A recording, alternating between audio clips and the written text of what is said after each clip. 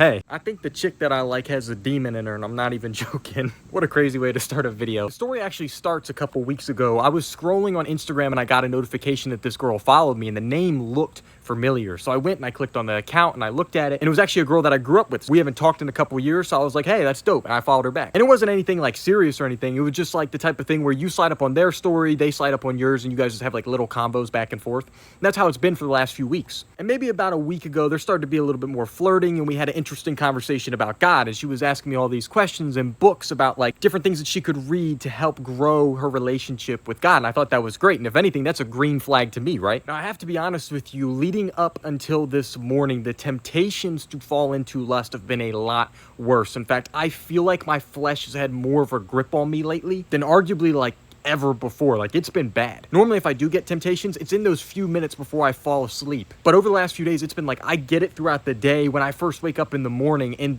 this morning was no different. In fact, it was even worse. Now, mind you, just a few days ago, she had texted me, was like, hey, when are you gonna come see me and all this type of stuff? And I just kind of laughed it off like, haha, whatever, because it's going good. So I didn't read anything into it, you know? It was going good until I looked at her Instagram story, and that's what kind of appalled me. Actually, not kind of, really appalled me. I don't know if you know what I'm talking about, but on Instagram, there's a few different accounts that basically use these like the type of way you would see a woman from the 1950s dress and such, right? There's these different accounts that post these different types of like memorabilia or something like that. They're almost like posters, and all of them have these types of like 1950s women on them, and they're all like sexually suggestive. When I opened up Instagram and I clicked on her story because I'd been added to her close friend's story, she had one of those images on there, and it was this woman sitting on top of a Bible in lingerie, which is already wild, right? And the caption was, yeah, invite him over for a Bible study. And when you kept swiping through the Instagram thread, you know what I'm talking about, where it's like a set of posts and you can slide through them, it was just different ones of women in lingerie laying on Bibles. And it immediately reminded me of the reason that I went celibate, the actual thing that made me go celibate. I don't know if I've ever told this story on social media before. When I was like 16, 17, I was very lukewarm, right? Like, I would claim to be Christian, yeah, Christ is king, but there was no fruits in my life to demonstrate the fact that I actually believe that, right? And so around the time I was 17, my parents had gone away for the weekend. I was the only one at the house, so I invited this girl over. And we're upstairs, you know, we're getting to it, like we're about to do it. And she's like, if you can imagine, she's like on top of me and we're kissing and stuff. And all of a sudden she like pulls away and goes, so you're Christian? Which, mind you, just put it in that frame of mind. Like, if you imagine you're in that situation, for someone to stop and say that, like, really just throws the whole situation off. And I was like, yeah.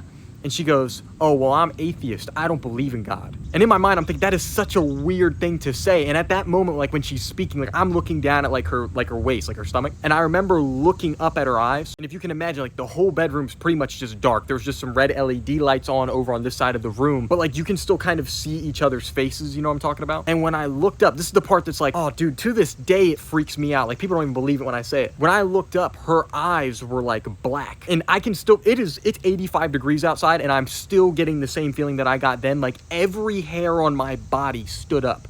Like, looking back at it, that was my spirit, like something is off. You know that feeling I'm talking about? Like when you walk into a room or you're in some type of environment and you get that spiritual feeling of like something isn't right here. That is exactly how I felt then. And then fast forward to today with the chick that I'm talking about now, it's the same feeling. And it's just so interesting to me that the last few days building up to this, like the lust, the temptations have gotten even worse. I'm actually currently fasting right now, and if you wouldn't mind praying for me too, I would greatly appreciate it. If you don't mind praying in faith for me, like, it would mean a lot. Part of the reason I wanted to bring this up, beyond the fact that it's just interesting to talk about, I don't know where I heard this from, but it is insanely true. I think it's the reason the Bible brings it up so much. Lust kills kings. Look at David, look at Solomon. I know Samson wasn't a king, but look at Samson. And obviously, by no means am I perfect on semen retention. By no means, right? But something, the longer I do this, I'm just really starting to notice, is that the longer you're on it, the longer you're on semen retention, the longer you're on Christ-focused self-improvement, you're gonna attract almost like two different types of women. The type of women that you actually want to be around, right? The God-fearing women, the Proverbs 31 women, whatever you want to call them, the beautiful feminine wife, like the type of women you want to be around. And then you almost attract like the polar opposite of that. The type of women that almost can see on a spiritual level that there's something you have and they want to take it from you. And I'm no expert on the Jezebel spirit, but isn't like a big piece of the Jezebel spirit like the idea that a woman is super controlling, right? And they look to get something from you. I've even heard people say that like when they messed around with women like this and then they fell into the lust with them, after it's done, the woman wants like nothing to do with them, like clean hands, that's it. I more or less just wanted to share this. This video isn't really advice. advice, because not all my videos are intended that way. Like, I'm literally just telling you what I'm currently going through and I want to share it. Maybe the thing you can take away from this video, maybe it's the reason I'm making this video, is because you need to have the spiritual eyes. You need to be able to discern what spirits are behind people and their motives. I mean, look at this one. Like, you would think because we talked a little bit about God and the Bible and even recommended Christian books and all this stuff, you think that would mean moving in the right direction. But there's discernment